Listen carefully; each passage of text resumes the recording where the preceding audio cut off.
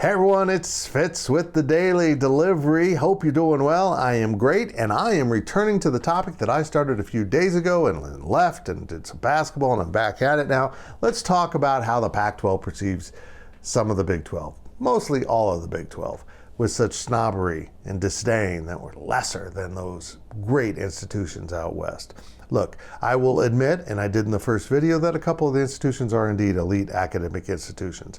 But just having AAU status, which is a country club for academic types, doesn't make you better than everyone else. In fact, it means you fit the criteria of that country club, and other schools simply don't fit. In fact, Iowa State has opted to leave the AAU. They're not a lesser school. Nebraska was kicked out of the AAU. They're not a lesser school because of that. They're just on different missions in this phase of their existence. If you look around the Pac-12, I think there's three land-grant institutions in the Pac-12. Washington State and Oregon State, which ironically are not on the Big 12's expansion radar, I think, because of media value. The third being Arizona, which is a land-grant institution. So what is a land-grant institution and what is their mission? Well, I turned to my friend. He's doesn't really exist. He's called ChatGPT.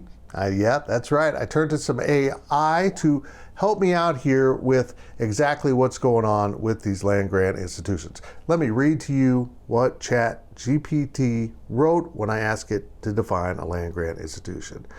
The mission of land-grant institutions, LGIs, as he calls them, because they're close, I guess, is to provide accessible, affordable higher education, conduct research and extension services to serve the needs of their states and the nation.